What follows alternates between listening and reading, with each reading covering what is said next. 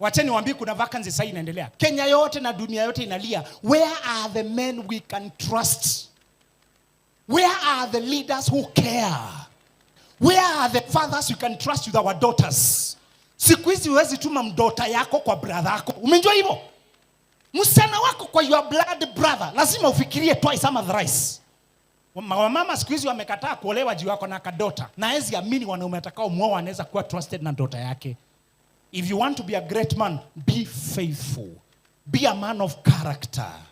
Be honest. Utapewa MCA hata kama hujaitisha. Utapewa MP hata kama hutaki. Siku hizi ukikuwa na leadership, unatokea home wanakuuliza si usimame tukupigie kura. Hatuna viongozi. Tuko na wakulaji. Hatuna viongozi. I want you as a man, kama uko hapa na ulikuwa unauliza hakuna kazi, nimesikia hiyo na ni kweli hakuna kazi, but kitu moja amesema hakuna job lakini kuna opportunity juu kuna problem. If you solve a problem you will never lack a job.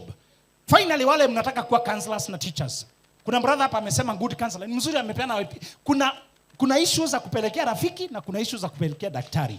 Daktari wa mambo ya akili na mambo ya daktari wa mwili. Huwezi vunjika mguu na niambie rafiki yako ndiye atakutibu. Kuvunjika mguu ni serious issue, si ndio?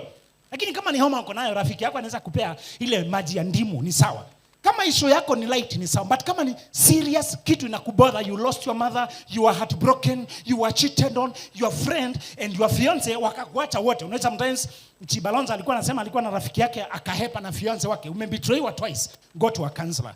Wanaume, there is a job opportunity in leadership. There's a job opportunity in faithful business. Siku hizi hata ukinunua maziwa wameibatiza, wameongeza maji. Hakuna faithfulness. Ukiwa faithful man, you get businesses. Hakuna kazi za employment, but you can employ people when you're faithful. Thank you so much. Benjamin Zulu, kwani umekunywa nini?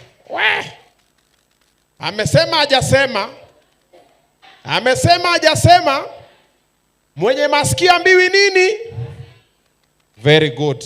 Na pia nikiongezea to echo the point. Wale wasichana wako hapa, huyo mwanaume asikudanganya tumzalie ndio umuonyeshe umempenda. Okay? Na pia wale wanawake wako hapa, kitu isikudanganye umshikie mimba ndiye abaki na wewe. Am I talking to somebody? Aya. Get the point. Take a step forward.